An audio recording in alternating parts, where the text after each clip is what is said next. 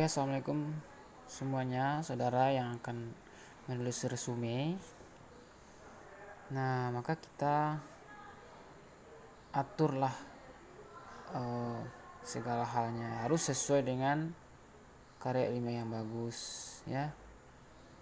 Mulai dari nama, prodinya apa, dosen pengampunya siapa, resume ke berapa, tentang apa. Sekarang kita contohkan saja ya, makna pendidikan agama Islam. Maka yang kita bahas sekarang ini adalah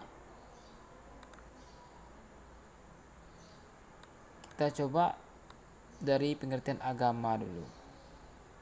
Agama kan. Nah, ini.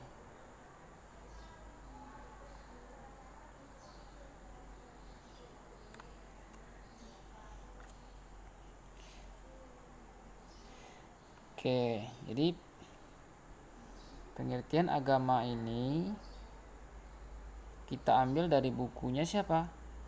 Dari bukunya Endang Sarfuddin 1987 halaman 122 sampai 123. Oke, kemudian kita lanjutkan. Senada dengan hal itu, nah itu cuma dari kata-kata Bapak aja atau kata-kata penulis lah ya. Kata-kata kita aja itu senada dengan hal itu bahwa sampai bahwa ini. Nah, ini dari agama ini itu diambil dari Muhaimin, dari Bapak Muhaimin ini di buku Muhaimin 2017 halaman 33. Nah, ini saya contohkan, nanti saya kirim ya. Jadi kita memuat satu kalimat harus ada sumbernya. Sumbernya dari buku, dari skripsi, dari jurnal, itu setiap apa itu lain pula cara penulisannya. Nah, sekarang saudara dari buku aja lah dulu ya. Oke. Sedangkan ini dari saya saja, ini dari Bapak aja, itu dari kita sebagai penulis saja lah ya, sedangkan itu. Kemudian Islam secara etimologi ini diambil dari bukunya Abudin Nata.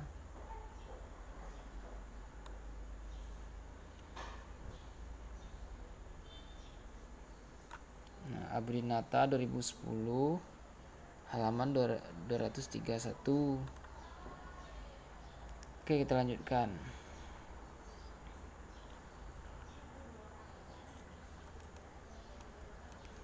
Kemudian ajaran agama Islam ini kan titik ini. Ajaran agama Islam ini diambil dari bukunya Yahya bin Muhammad 2014 halaman 19 sampai 20. Titik lagi. Titik dulu. Ya, jangan sampai tidak. Karena itulah batas pengutipannya, oke? Kemudian ada pengutipan di awal, misalnya Wahbah Zuhaili 2011. Wahbah Zuhaili tidak masuk dalam kurung karena berada pada awal. Jadi Wahbah Zuhaili ini yang menulis bukunya, ia mengatakan Islam sendiri artinya adalah penyerahan total kepada Allah yang harus diiringi dengan pengamalan. Ya kan?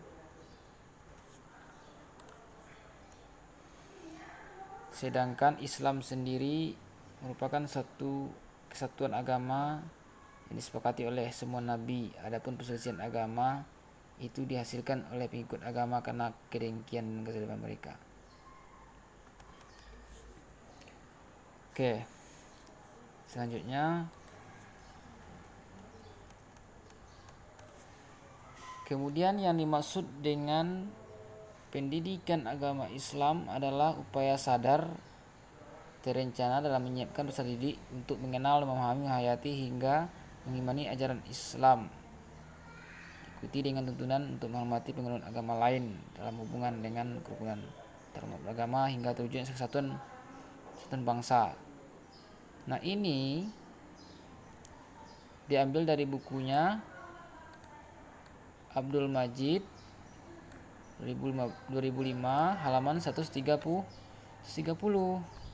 ya. Titik sana. Kalau mau nyambung lagi nggak apa-apa.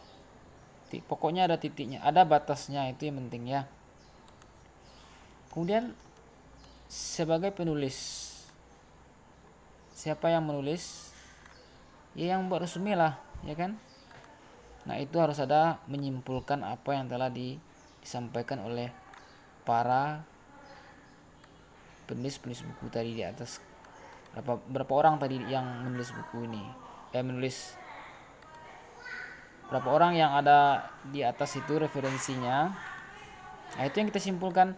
Simpulan yang dapat penulis ambil dari penjelasan di atas bahwa pendidikan agama Islam adalah mendidik para peserta didik termasuk mahasiswa dalam cita-cita mengarahkan mereka, menyiapkan mereka sebagai manusia yang dapat mengimani ajaran Islam dan mereka mampu menyadari untuk mengamalkannya sesuai apa yang diimaninya secara totalitas, tidak setengah-setengah, sehingga mereka sudah menentukan kemana tujuan hidup yang akan mereka jalani, akhirnya selamat hidup dunia dan akhirat. Nah, itu kesimpulannya bukan dari penulis buku, tapi kita sendiri yang merangkainya sesuai apa yang telah kita tarik dari referensi-referensi yang sudah kita masukkan. Nah, itulah caranya beresumenya ya. Kemudian daftar rujukan. Daftar rujukan ini diambil dari referensi-referensi yang sudah kita masukkan di atas ya. Seperti tadi ada Abdul Majid, ada Endang Sarfuddin, ada Muhaimin, ada Yahya bin Muhammad, ada Abdinata. Harus lengkap daftar pustaka itu. Daftar pustaka itu atau daftar rujukan itu mulai dari nama, judul buku, tahun ya, atau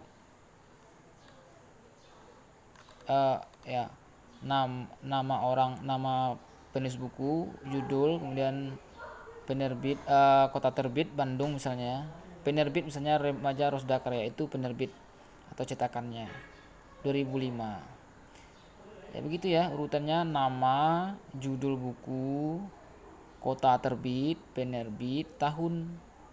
Nama, judul buku, kota terbit, penerbit buku. Nama, judul buku, kota terbit, penerbit, dan tahun. Oke ya.